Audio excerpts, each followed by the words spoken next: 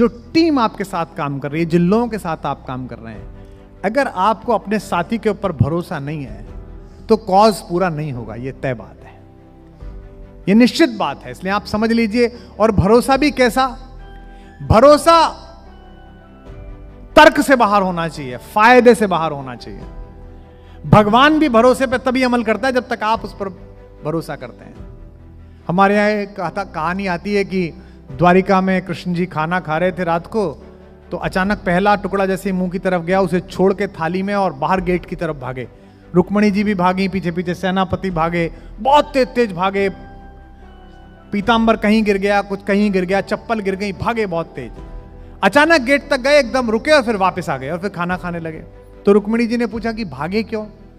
बोले वो वृंदावन से मेरा एक दीवाना आया था, वो कन्हैया कन्हैया काके मुझे ढूंढ रहा था, एक तारा बजाते हुए। लोग उस पर पत्थर फेंक रहे थे कि पागल है पागल है, और वो रो रहा था तो उसे बचाने जा रहा था। अब आपके समझने लायक बात है। तो रुक्मणी जी ने कहा वापस क्यों आ गए? बोले अभी तक तो वो मुझे पुकार रहा था, जैसे ही मैं गेट पर पहुंचा उसने एक तारा फेंका और खुद दोनों हाथों में पत्थर उठा के लोगों पे फेंकने लगा। तो मैंने कहा ये खुद ही लड़ लेगा जब इसने खुद ही पत्थर उठा लिए। इसे कहते हैं भरोसा। रावण को अपने अहम पर भरोसा था और राम को स्वयं पर भरोसा था।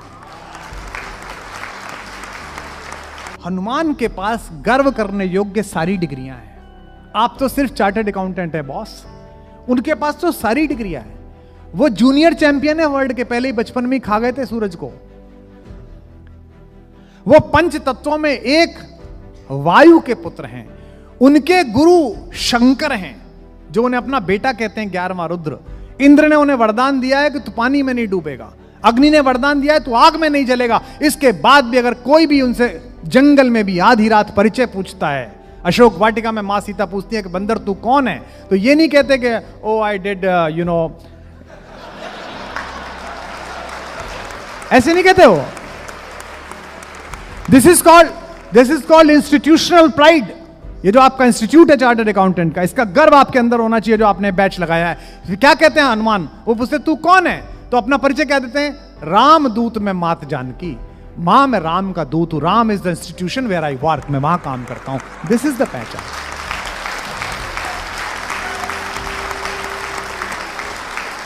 जब दुनिया की सबसे बड़ी लड़ाई हो रही थी, भगवान राम पुल बना रहे थे, तो एक मराठी लोकगीत में एक कविता आती है, विनोद भट्ट जी ने उसे कहानी के रूप में लिखा, बड़े लोकप्रिय लेखक हैं, कि भगवान शिला के ऊपर बैठे थे तो देखते थे कि एक गिलहरी जो थी वो खुद को लपेटती थी रेत में और जाके फिर समुद्र में नहा लेती थी, फिर लपेटती थी, फिर समुद्र में नहा लेती थी। भगवान को समझ नहीं आया तो भगवान ने उसे उठा लिया। बोले क्या कर रही हो? उसने कहा मुझे छोड़ो, तुम जो भी हो, मुझे काम करना है, बहुत काम पड़ा है। भगवान ने कहा तुम क्या कर रही हो? बोले वो रामचंद्र जी लड़ने आए हैं रावण से, उनका पुल बना रही हूं। तो भगवान ने कहा भाई अजीब गिलहरी है तू, तेरे 4 कण रेत में छोड़ देने से मेरा पुल बन जाएगा। जो गिलहरी का उत्तर है वो प्रोफेशनल एक्सीलेंस है और गर्व करने योग्य है। गिलहरी ने कहा बने ना बने पुल मुझे पता नहीं है, पर जब हिस्ट्री लिखी जाएगी तो मेरा नाम पुल बनाने वालों में लिखा जाएगा, न्याय करने वालों में लिखा जाएगा।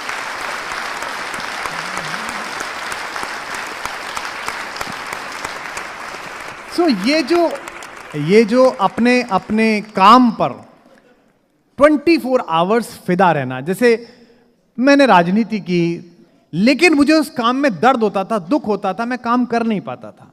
टिकट की मीटिंग करके घर लौटता था तो ऐसा लगता था कि 25 आदमियों ने पीटा है मुझे, क्योंकि वो मेरे मन का काम नहीं था, अंदर से नहीं आ रहा था। आज की तिथि में मैं रात में कविता पढ़ के आया हूं, अपने अपने राम करके आया हूं। मैं केवल 3 घंटे सोया हूं, लेकिन 1-1.5 घंटे बोलूंगा, आपको बिल्कुल नहीं लगेगा ये थका हुआ आदमी बोल रहा है, क्योंकि मेरे मन का काम है, ये मेरे आत्मा का काम है। जनता से संवाद करना, लोगों से मिलना, उनसे कम्युनिकेट करना, उनसे अपनी बात कहनी, उनकी बात सुननी, ये मेरे लहू में है। तो आप चार्टर्ड अकाउंटेंट बने हैं अपनी इच्छा से, ये तो मैं जानता हूं, क्योंकि मेरे खानदान में भी कुछ सीए हैं। किसी बच्चे को आप मार पीट के सीए तो नहीं बना सकते, इंजीनियर बना सकते हो बॉस, डॉक्टर बना सकते हो, लेकिन किसी बच्चे को, लड़के को सीए नहीं बना सकते आप। वो तो जब तक उसने खुद ने ना तय कर लियो कि रेड मरानी है, तब तक वो सीए नहीं बन सकता है। वो तो खुद ही बेचारा जब तय कर लेता है कि भैया घिसने आए मेरे को, घिस घिस के परेशान हो जाता है। एक रह गया पेपर, 2 रह गया पेपर। मेरे भी कई भतीजे भांजे मिलते हैं तो बेटा क्या चल रहा है, बस मामा एक रह गया है, बस ये और हो जाए मामा, बस एक और रह गया। और फिर वो बन भी गए, उनमें कुछ सीए हैं भी और कुछ तैयारी में भी हैं। तो आपने ये प्रोफेशन, बॉस इस हॉल में बैठे हुए जितने भी लोग हैं, आपने प्रोफेशन मन से चुना था, आप पे किसी ने प्रेशर नहीं डाला था। अब एक्सीलेंस के अलावा आपके पास कोई एक्सक्यूज नहीं है।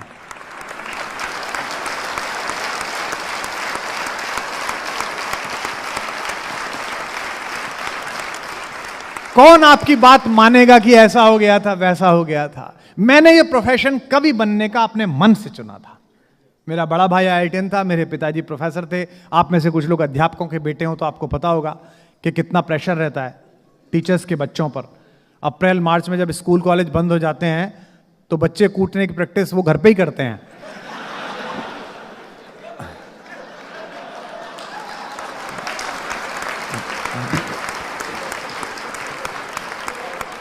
हम उसी प्रयोगशाला से निकले हुए हैं। मतलब हमारा बड़ा भाई एक इंजीनियरिंग क्या कर गया, उसने हमारी जिंदगी में नरक खोल दिया। एक उसको देखो, एक उसको, अरे भाई उसको थी चुल इंजीनियर बनने की, बन गया, मेरे पीछे क्यों पड़े हुए हो भाई? मेरे को क्यों बर्नौली की इक्वेशन समझा रहे हो कि ऊपर से प्रेशर पड़ने पे ऐसे नीचे से चीज उठ जाती है? मैं इश्क का आदमी, मुझे इतना समझ में आता था कि जिस लड़की से इश्क था वो पास से गुजरती है, उसका दुपट्टा हिलता है तो मेरा अस्तित्व ऊपर उठ जाता है पूरा।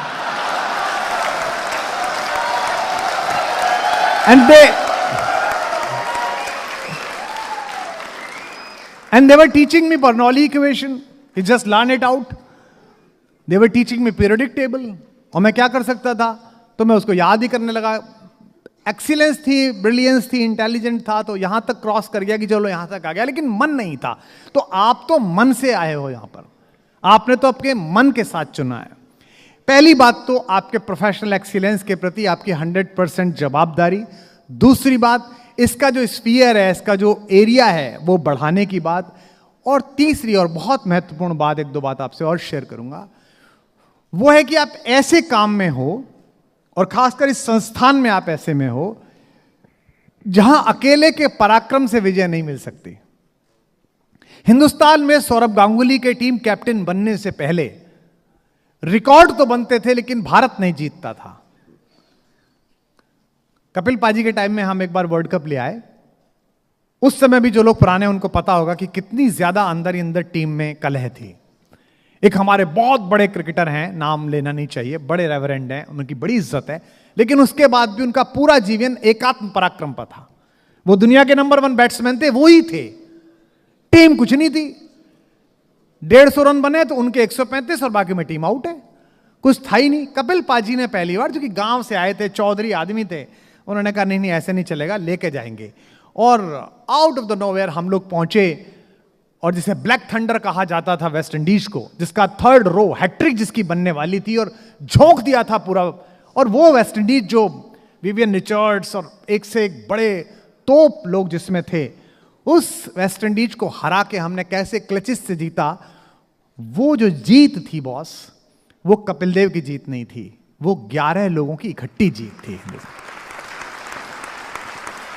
उसके बाद सौरभ गांगुली जी ने यह काम किया। पहली बार वो जेस्चर्स आपने देखे होंगे कि एक साथ हाथ मिला के कुछ संकल्प करना हो तो मैदान के बीच में खड़े होना, एक साथ इकट्ठे होना, यानी कि टीम बिल्डिंग। राम और रावण की लड़ाई में केवल यही एक अंतर था जिसके कारण रावण हारा है। एक जो पंक्ति में बोल रहा हूं, इसे आप अपने जीवन में लेके जाना। रावण को अपने अहम पर भरोसा था और राम को स्वयं पर भरोसा था।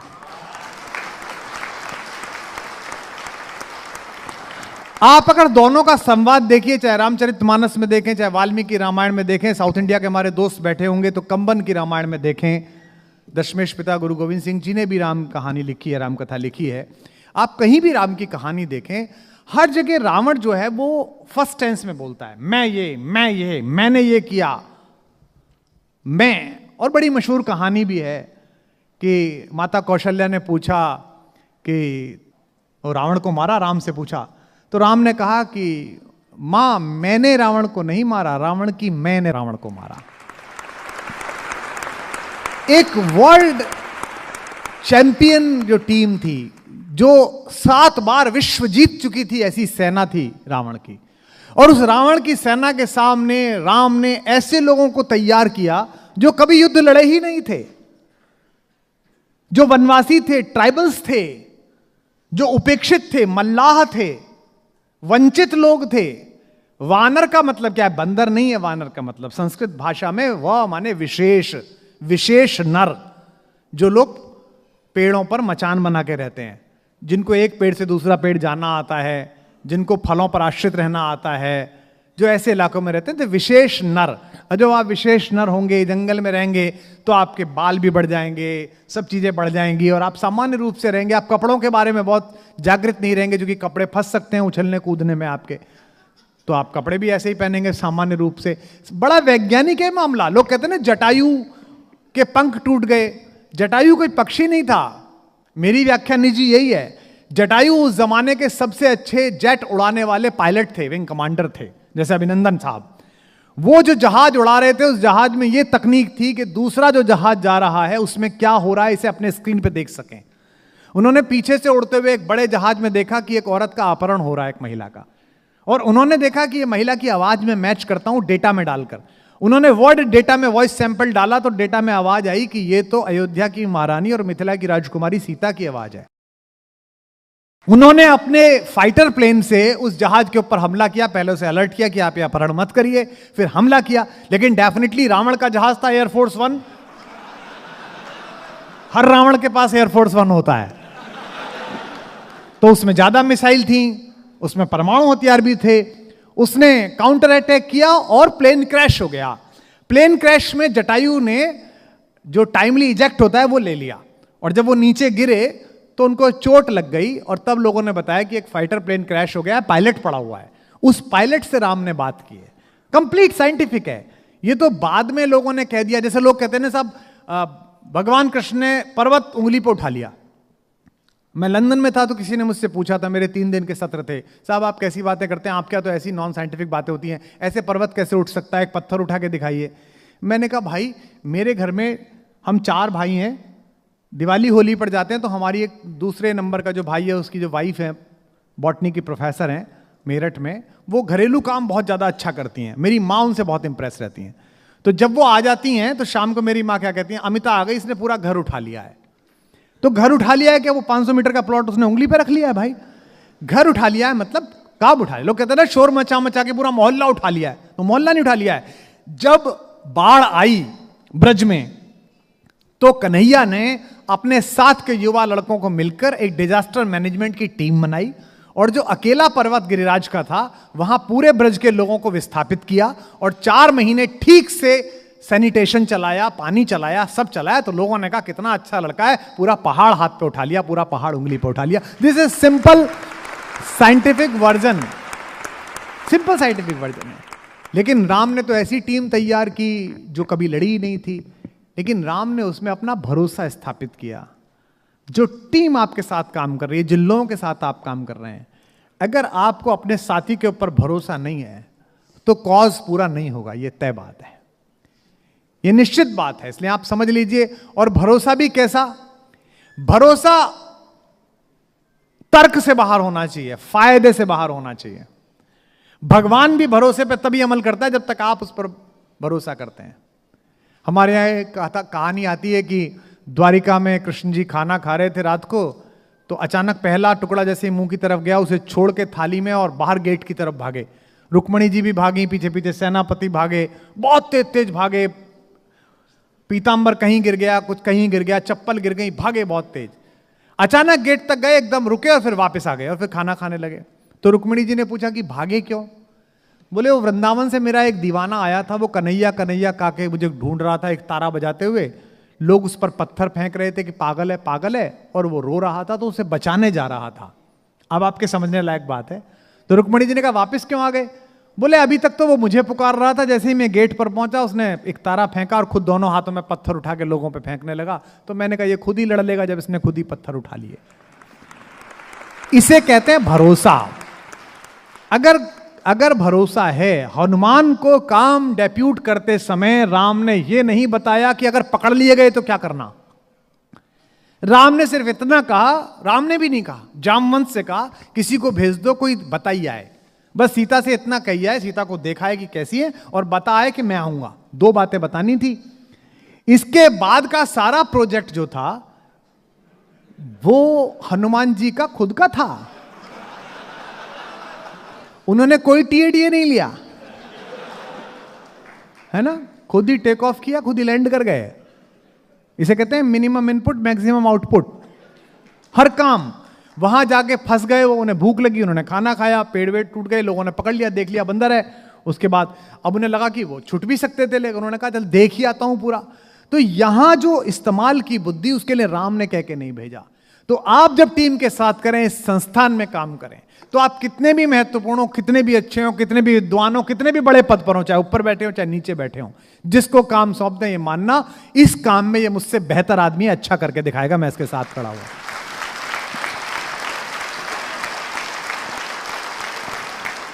और अगर आपको यही शंका है कि नहीं मैं कर देता, तो आपसे कुछ ना होगा जीवन में। ऐसे लोगों से कभी कुछ नहीं हुआ जीवन में। क्योंकि देखिए, मैं यहां क्यों आया हूं, मैं किसी चार्टर्ड अकाउंटेंट के कहने पे नहीं आया, मैं इंस्टीट्यूट के कहने पे आया हूं। क्योंकि इस इंस्टीट्यूट को मैं देखता था जब मैं आईटीओ जाता था, वहां से गुजरते समय मैं इसकी बिल्डिंग देखता था, तो मैं सोचता था ये कौन लोग हैं, ये क्या करते हैं। समय ने चक्कर लगाया, मैंने भी कुछ थोड़ी लोकप्रियता कमाई, आप यहां तक पहुंचे, तो हम दोनों का सहयोग बना कि हम बंबई समुद्र के किनारे एक दूसरे से मिल रहे हैं और आशा करते हैं कि आने वाले समय में हम लगातार मिलते रहेंगे एक दूसरे से, हम लगातार संवाद करते रहेंगे, मैं आपके बीच आता रहूंगा। तो आप महत्वपूर्ण क्यों हुए? क्योंकि आप इस संस्थान से जुड़े हुए हैं। अगर इस संस्थान से आप स्वयं को बड़ा मानने लगेंगे तो यही बात खत्म हो जाएगी।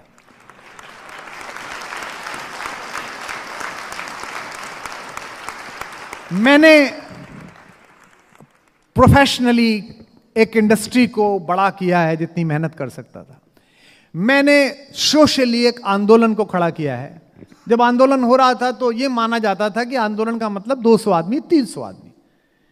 जब मैं अन्ना के पास गया था रालेगन सिद्धि, तो अन्ना ने मुझको कहा कि अनशन तो कर लेंगे लोकपाल पे, पर मैं रालेगन में ही करूंगा। तो मैंने कहा अन्ना रालेगन में नहीं, दिल्ली में करिए। तो बोले नहीं, तुम्हारी दिल्ली बहुत कठोर है, बड़ा कठोर दिल का है दिल्ली। हालांकि बात सही निकली उनकी। तो बोले, मैंने कहा क्यों अन्ना? वहां तो 200-300 आदमी भी नहीं आता, और रालेगन में दिन में 1000 आदमी आता है, रात को 200 आदमी सोता है जहां अनशन स्थल होता है। मैंने उनसे कहा अन्ना, दिन में 10,000 आदमी होगा और रात में 5,000 आदमी होगा, मेरी गारंटी है। क्योंकि मैं कॉलेजेस में लोकप्रिय था, तो मैं आसपास के करीब 40-50 इंजीनियरिंग कॉलेज में गया, वहां मैंने रैली की, लड़कों से कहा कि आना, और लड़के आ गए। उससे पहले लोग समझते थे कि सोशल जो आंदोलन है वो अब सफल नहीं हो सकता भारत में, लेकिन हुआ। आजादी के बाद का इतना बड़ा आंदोलन हुआ कि पूरी दुनिया में जो हिंदुस्तानी थे उससे प्रभावित हुए। उसके बाद एक पॉलिटिकल वेंचर करके देखा, राजनीति करके देखी, बाद में हमारे साथ हो गई, that is different thing, but करके देखी। आजकल मैं राम पर बोल रहा हूं, 3 दिन के सेशन होते हैं अपने अपने राम के, क्वेश्चन सेशंस होते हैं, राम कथा के माध्यम से बोलता हूं। तो मैं देखता हूं कि उस संस्थान में जो लोग पहले से मौजूद हैं, मैं बड़े आदर की बात कर रहा हूं, उनमें बेचैनी शुरू हो गई है। वो सवाल उठाने लगे हैं, ये तो सन्यासी भी नहीं है, ये तो गृहस्थ है, ये चमड़ा पहनता है, इसके बाद भी ऐसा। क्योंकि उनको मुझसे कोई समस्या नहीं है, एक बना बनाया ट्रेंड है, उससे उसके टूटने से समस्या है। तो आप जो भी ऐसा काम करेंगे, जहां तक ये संस्थान आया है संविधान से बड़ी आयु का, जो इसे नेक्स्ट लीप में लेके जाएगा, तो कुछ लोगों को बेचैनी होगी। लेकिन अगर आपकी आंख में लक्ष्य ठीक है, तो मेरी दादी कहती थी कि बेटा मन से रो तो फूटी आंख से भी आंसू निकलता है, अगर मन से रोया जाए।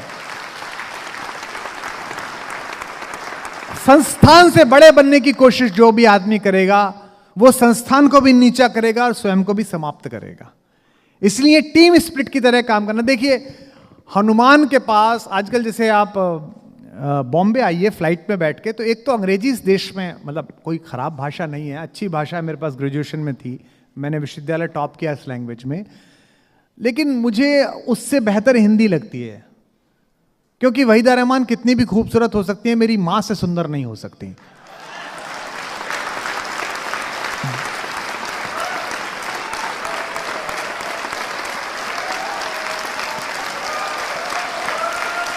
तो बहुत धन्यवाद, बहुत धन्यवाद। तो जो कंफर्ट, जो आराम मुझे है, मुझे अंग्रेजी से कोई नाराजगी नहीं है, एक अच्छी भाषा है। भाषा तो जितनी है ज़्यादा आए उतनी अच्छी है। मेरे को 3-4 भाषाएं आती है। मेरा बड़ा मन करता है कि मैं बांग्ला भी सीखूं, मराठी भी सीखूं, गुजराती तो सीखनी चाहिए आजकल।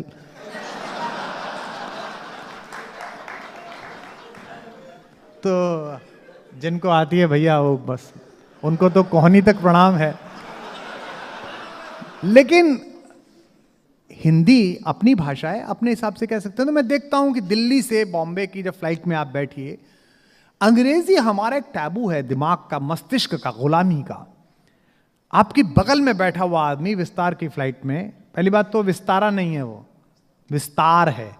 जैसे कृष्णा नहीं है, कृष्णा द्रौपदी का नाम है, वो कृष्ण है। I preach Krishna. मैंने कहा अच्छा द्रौपदी पसंद है आपको baby? No no no, I preach Krishna. मैंने कहा हाँ हाँ Draupadi. No no no no, the lord Krishna. मैंने कहा वो कृष्ण है। I do yoga. है एक आसन फालतू करती है क्या? दिस इज योग भाई, ये योग है। मैं वहां ऋषिकेश में घूम रहा था, एक शूट कर रहे थे हम ऋषिकेश में। सुबह 5 बजे उठ के इसीलिए कर रहे थे कि जनता ना दिखाई दे, जल्दी से कर लें। और लाइट उस समय अच्छी होती है। वो डायरेक्टर ने कहा कुमार साहब लाइटिंग अच्छी होगी, तो उसमें मुझे चलना था और वो पैरों के निशान पे कैमरा मूव होना था। तो हम शूट कर रहे थे एक एल्बम के लिए। तो वहाँ कुछ लड़के लड़कियाँ आ गए, वो नई नई शादी होके घूमने गए होंगे ऊपर मसूरी वसूरी। तो उनमें 2 बच्चे फोटो खिंचाना चाह रहे थे। तो मेरी जैसी आदत है कि चलो भाई खिंचवा लो। तो मैं गया, तो उसने कहा sir long time sir fan, never imagine sir कि आप गेंजीज के किनारे मिलेंगे। तो मैंने कहा कि गेंजीज ये कौन है? तो बोले सर दिस रिवर। मैंने कहा बेटा ये गंगा है, और जब चलेगा ना ऊपर की तरफ तो गेंजीज कह के मुंह में नहीं डलेगी, गंगा जल कह के ही मुंह में डलेगी।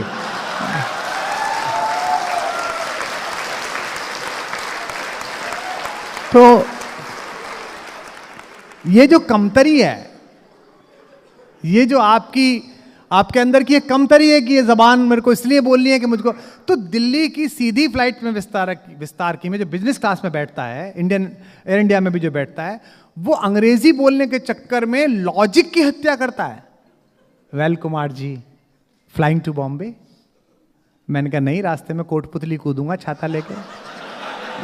You must be joking. मैंने कहा शुरू तो तैने करी थी भाई, अब जब ये जहाज बंबई जा रहा है तो मैं रास्ते में कहां उतर जाऊंगा भाई? क्या सवाल पूछ रहा है, कुछ और सवाल पूछ। तो ये अच्छा, फिर आप उससे पूछिए कि आप क्या करते हैं और आपने कैसे। I did graduate from Cambridge, then I go to Harvard, then I work with McKinsey. वो स्वयं बड़ा है, बाकी सब छोटा है। हार्वर्ड भी छोटा है, कैम्ब्रिज भी छोटा है, मैकेंजी भी छोटा है। इसीलिए कहता हूं राम कथा पढ़िए, इसीलिए कहता हूं अपने अपने राम के सत्रों में आइए सुनिए। हनुमान के पास गर्व करने योग्य सारी डिग्रियां हैं। आप तो सिर्फ चार्टर्ड अकाउंटेंट है बॉस, उनके पास तो सारी डिग्रियां हैं। वो जूनियर चैंपियन है वर्ल्ड के, पहले ही बचपन में ही खा गए थे सूरज को। वो पंच तत्वों में एक वायु के पुत्र हैं। उनके गुरु शंकर हैं, जो उन्हें अपना बेटा कहते हैं, 11वां रुद्र। इंद्र ने उन्हें वरदान दिया है कि तू पानी में नहीं डूबेगा। अग्नि ने वरदान दिया है तू आग में नहीं जलेगा। इसके बाद भी अगर कोई भी उनसे जंगल में भी आधी रात परिचय पूछता है, अशोक वाटिका में मां सीता पूछती है कि बंदर तू कौन है, तो ये नहीं कहते कि ओ आई डिड यू नो, ऐसे नहीं कहते हो। This is called institutional pride. ये जो आपका इंस्टीट्यूट है चार्टर्ड अकाउंटेंट का, इसका गर्व आपके अंदर होना चाहिए, जो आपने बैच लगाया है। क्या कहते हैं हनुमान, वो पूछते तू कौन है, तो अपना परिचय क्या देते हैं, राम दूत में मात जानकी। मां मैं राम का दूत हूं, Ram is the institution where I work, मैं वहां काम करता हूं। दिस इज द पहचान।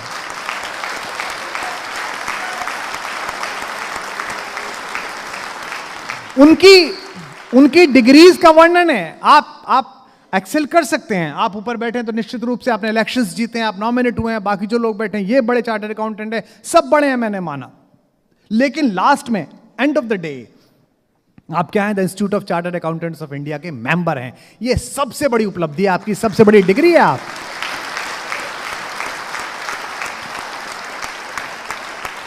उनकी डिग्री, हनुमान की डिग्री गिनाई जाती है, लेकिन लास्ट में एक ही डिग्री है कि वो राम के दूत हैं। उनके यहां काम करते हैं। मनोजवम मारुत तुल्य वेगम वातात्मजम वानर यूथ मुख्यम जितेंद्रियम बुद्धिमतम वरिष्ठम, और अंत में क्या है, श्री राम दूतम शरणम प्रपद्ये, मैं राम का दूत हूं, उसकी शरण में जाना है। तो आप पर तय करता है कि आप पीछे क्या बोलना चाहते हैं। तो आई एम सॉरी, मैं थोड़ा डिस्कोर्सिव हो गया हूं, पर मुझे लगा कि बहुत ही घरेलू महफिल है, और खास तौर पे आपने इतना शोर मचाया था, उससे मुझे लग गया कि आप बात करने लायक आदमी हैं, आपसे बात की जा सकती है।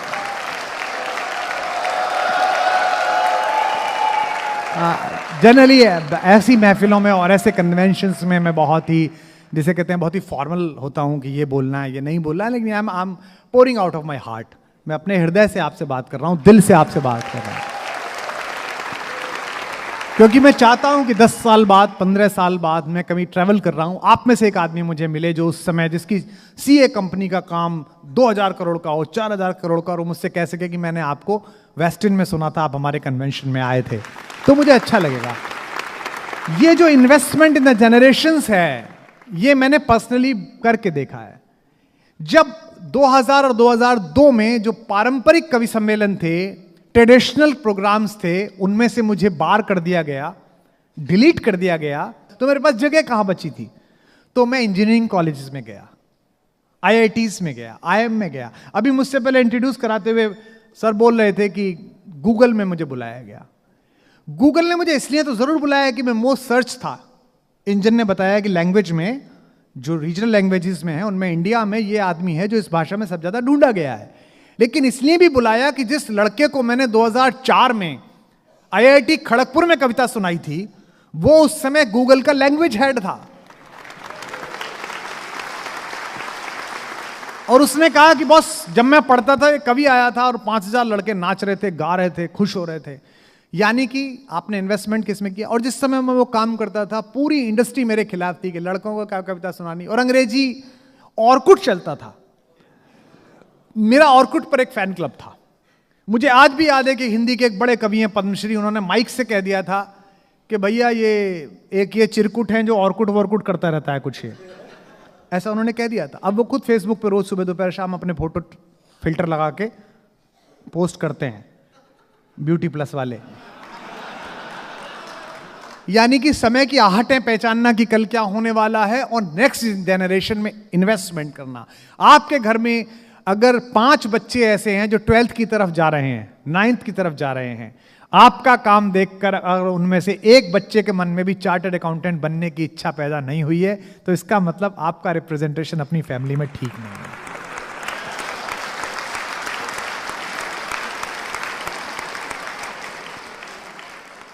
उसको बताइए कि इतना कठिन नहीं है, मैंने किया है, तू भी कर लेगा, और बहुत अच्छा जॉब है। मैं जिस कॉलोनी में रहता हूं, वहां मेरा एक परिचित रहता है, सामने आईआईटी से पढ़ा हुआ है, और साइबर सिक्योरिटी का हिंदुस्तान का बड़ा जाइंट है। 400-500 करोड़ की कंपनी है, बड़े क्लाइंट्स हैं उसके पास, ज्यादा बड़ी हो गई होगी, अब तो शायद 1000 करोड़ की होगी।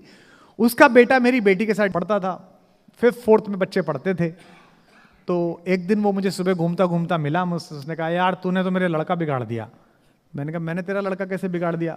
बोले, कल वो मेरा साला आया था, बच्चे का मामा, वो बच्चे से पूछ रहा था बड़े होके क्या बनोगे? तो बोला, कवि बनूंगा। तो उस मामा को समझ में नहीं आया, मामा इंजीनियर था, उसने कहा कवि बनेगा? अबे इंजीनियर का लड़का है, कवि क्यों बनेगा?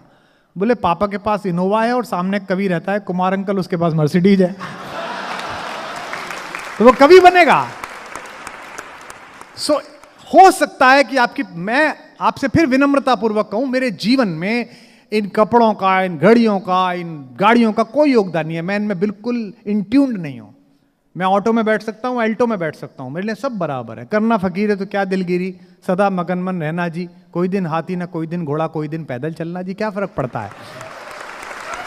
हमने तो रोडवेज की बस से सफर शुरू किया है। 100 रुपए में पहली कविता पढ़ी थी 1988 में, हापुड़ में जैन समाज का कवि सम्मेलन होता था। 100 रुपीज, ये भी पता नहीं था मिलेंगे, वो तो दे दिए थे उन्होंने। और उसके बाद चार्टर से भी पढ़ी है, लंदन जाके, वहां भी जाके पढ़ी है, चार्टर ही ले गए और 4 दिन उसी में घूम रहे हैं कि अब स्कॉटलैंड वहां है। तो ये जो सफर है, इससे मैं डिस्कनेक्ट हूं, बट मेरी भूख खत्म नहीं हुई है। मुझसे मेरे पिताजी मेरी पत्नी से पूछते हैं कि अब ये क्या चाहता है, क्यों बेचैन है? तो मैं उससे यही कहता हूं, मुझसे पूछती है क्यों बेचैन हो, मैं उससे ये कहता हूं कि जिस दिन ब्राजील के समुद्र तट पर धूप स्नान करती हुई लड़कियां गाएंगी कोई दीवाना कहता है, उस दिन समझूंगा काम पूरा हो गया।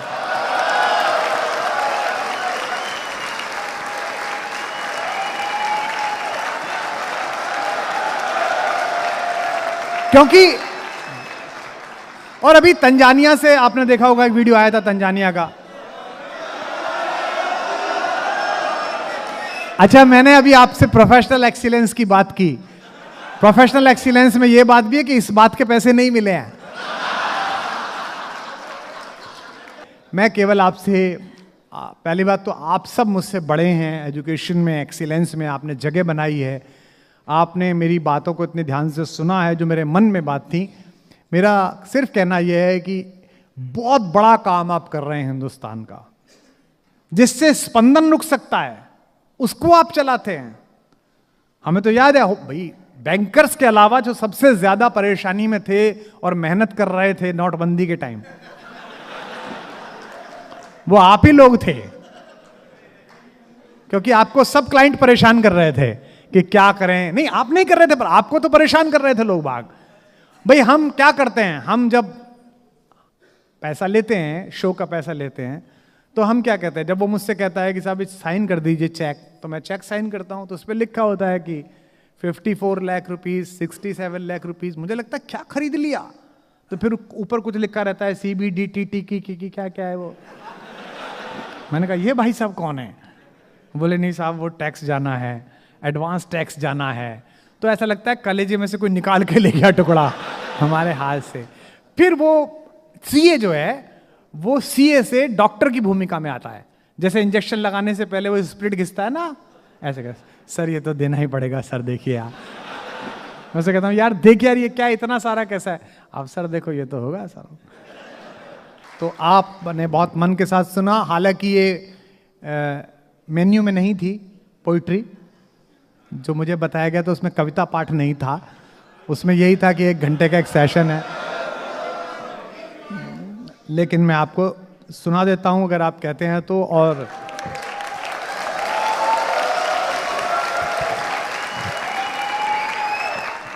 ये कुछ कविताएं इतनी लोकप्रिय हुई कि इन्होंने सरहदें तोड़ दी। कि कोई दीवाना कोई मगर धरती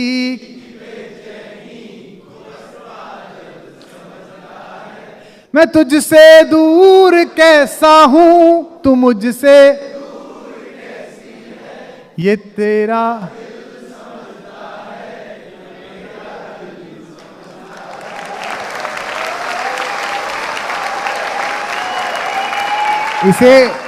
इसे कहते हैं प्रोफेशनल एक्सीलेंस। कि मुझे गाना नहीं था तो मैंने आपसे ही गवाया।